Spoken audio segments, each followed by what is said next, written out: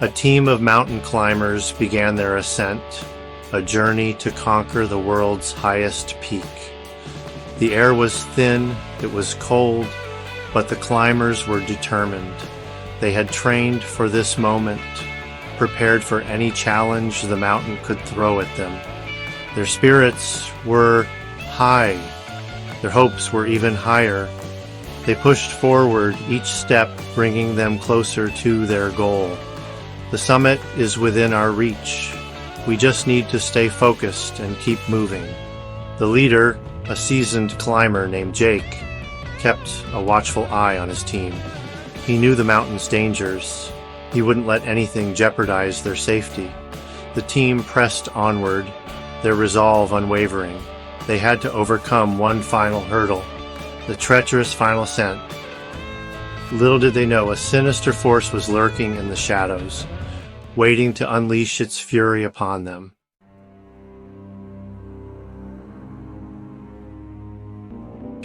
A blizzard struck with terrifying speed. The wind howled like a banshee. Snow fell in blinding sheets. Visibility was reduced to mere feet. The climbers were caught off guard, their world transformed into a blinding white chaos. The temperature plummeted, the wind biting through their layers of clothing. Fear gnawed at the edges of their courage. They needed shelter, fast. Jake rallied his team, his voice barely audible above the storm's roar. The blizzard intensified, threatening to bury them alive. Desperately, they searched for any sign of refuge. Their hope dwindled with each passing moment.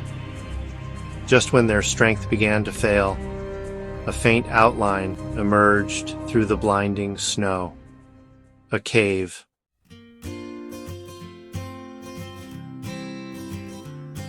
The climbers, battered and weary, stumbled towards the shadowy opening. Their bodies were heavy with exhaustion. Hope, however faint, flickered in their hearts. The cave entrance was narrow, almost hidden by a curtain of falling snow. Quickly, inside. We need to get out of this storm. One by one, they crawled into the cave's embrace. The darkness enveloped them, a welcome respite from the blinding whiteout outside. The wind howled like a vengeful spirit, but its fury was muted within the cave walls. They huddled together, shivering uncontrollably. The cave, though cold and damp, offered a sanctuary from the blizzard's wrath. For now, they were safe.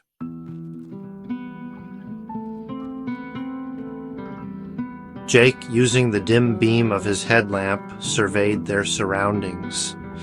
The cave was small, the air thick with the smell of damp earth and something else, something ancient and unsettling. The walls were rough and jagged, the floor uneven and covered in loose rocks. It wasn't much, but it was shelter. They needed to find a way to warm up.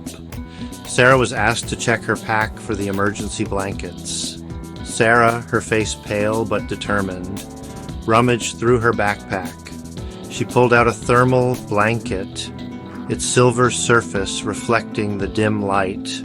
Relief washed over them, a small victory against the unforgiving elements. They huddled together, sharing the meager warmth of the blanket. Outside, the blizzard raged on, but within the cave's depths, a glimmer of hope began to flicker.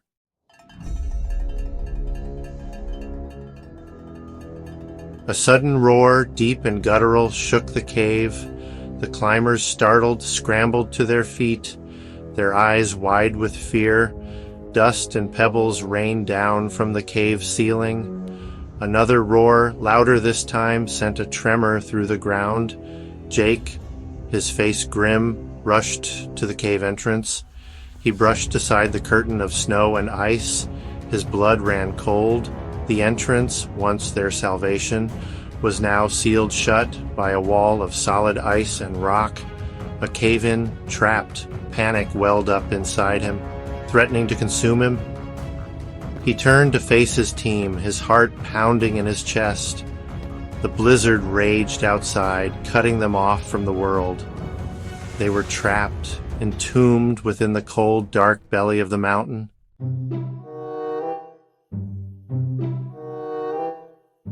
A heavy silence descended upon the group. The weight of their predicament pressed down on them, suffocating. The storm raged outside, a constant reminder of their isolation. Jake, struggling to maintain his composure, broke the silence. "We need to stay calm," he said, his voice strained. Panicking won't help us. But his words rang hollow even to his own ears. The cave, once a refuge, now felt like a tomb. The air grew thick with fear and the smell of damp earth. Hope, so recently kindled, dwindled with each passing moment. They were trapped, their fate uncertain. The climbers, their faces pale and drawn, clung to Jake's words as a lifeline. But deep down, a chilling realization began to dawn on them. They might never escape this mountain alive.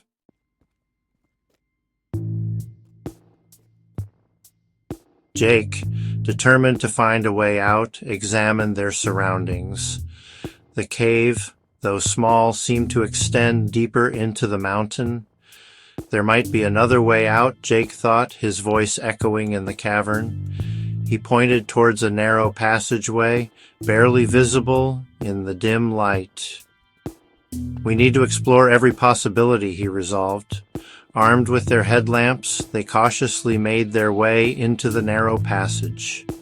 The air grew colder, the darkness more oppressive.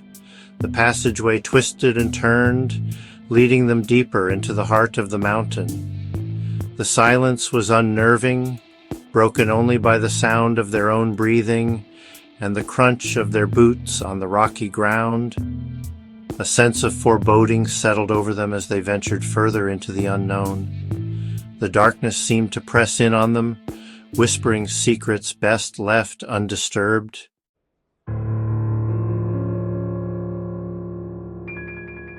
As they journeyed deeper, strange sounds began to filter through the passageways. Faint whispers, like the rustling of leaves, seemed to emanate from the very walls themselves. "What was that?" Sarah whispered, her voice barely audible above the sound of their breathing. Jake, his senses on high alert, strained to listen. The whispers grew louder, morphing into guttural growls that sent shivers down their spines. Fear, primal and instinctive, pulsed through them. Something was lurking in the darkness ahead. They pressed on, their headlamps casting dancing shadows on the cave walls. The air grew heavy with a musky odor, a stench that spoke of something ancient and predatory. They were not alone.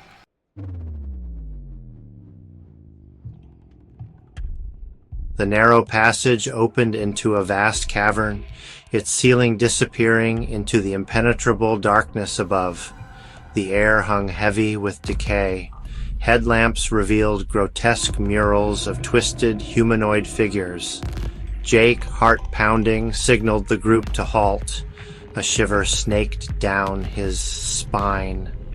"Stay close," he whispered. They moved cautiously, boots crunching on the bone-strewn floor.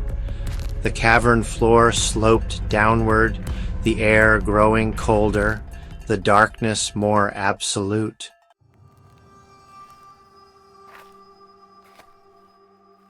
He raised his hand again, halting the group's progress. "We need to turn back," he said, his voice strained, his words barely audible above the pounding of his own heart. Now, a wave of nausea washed over Jake. He knew with a sickening certainty that they were no longer alone in the mountain's depths. They had stumbled into something ancient, something dangerous, something that had no place in the world they knew. Sarah, her face ashen, pointed to a pile of bones, picked clean and bleached white. "This isn't natural," she whispered, her voice trembling. "Something did this." The cavern floor, once littered with bones, gave way to something far more unsettling. Crude tools fashioned from bone and stone, scraps of fur and leather, and the unmistakable remnants of fires long extinguished. The air, heavy with the stench of decay, now carried a faint undercurrent of something else, something musky and alive.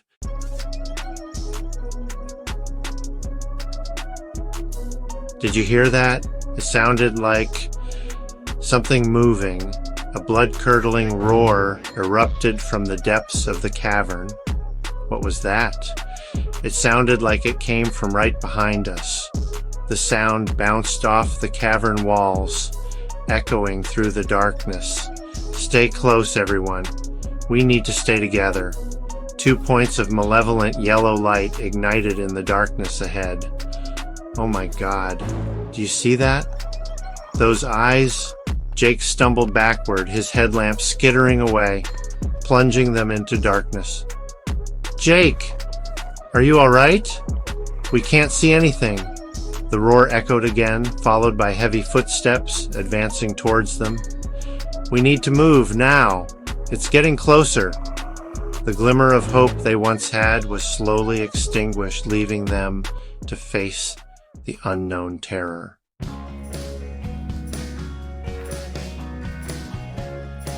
Panic seized the climbers. Blind in the consuming darkness, they scrambled back, their hands groping for purchase on the uneven cavern floor.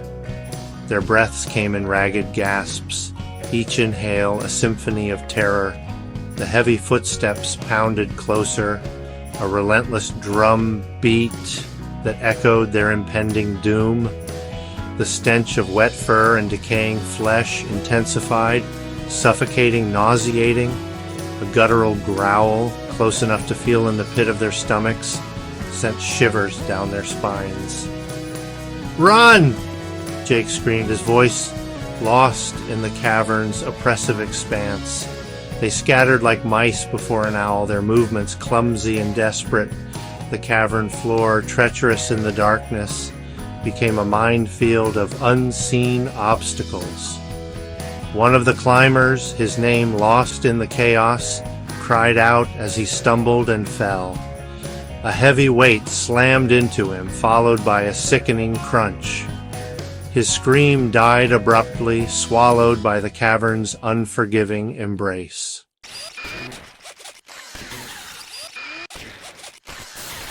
Sarah, her heart hammering against her ribs, tripped over a loose rock, sprawling onto the cold, hard floor. She lay there for a moment, her breath trapped in her chest, the taste of fear acrid on her tongue.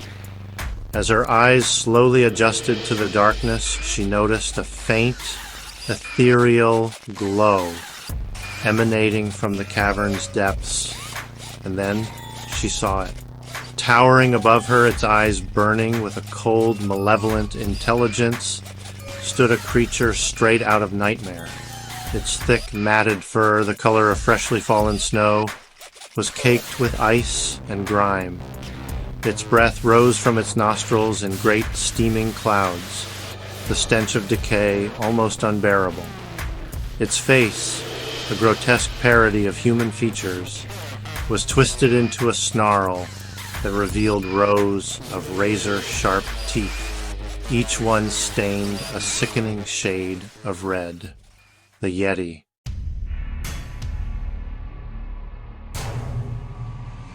Paralyzed by terror, Sarah could only watch as the creature lowered its grotesque head, its hot, fetid breath washing over her face. Its eyes, twin points of predatory yellow light, seemed to bore into her very soul. She squeezed her eyes shut, bracing herself for the inevitable. But the blow never came. She opened her eyes, a sliver of hope flickering in the darkness. The creature, its attention momentarily diverted, had turned its head towards the cavern entrance. A blood-curdling scream, filled with raw primal terror, echoed through the cavern, followed by a sickening thud. Then silence. a silence more terrifying than any scream. Sarah, her body trembling uncontrollably, slowly pushed herself to her feet. She knew with a certainty that chilled her to the bone that there was no escape. The Yeti, its hunger whetted, was still hunting, and she was the prey.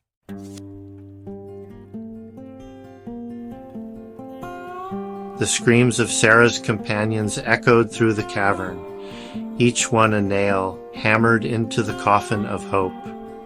The darkness pulsed with the Yeti's presence, a suffocating blanket of dread that wrapped around her, squeezing the air from her lungs. She stumbled through the darkness, her limbs heavy, her mind reeling.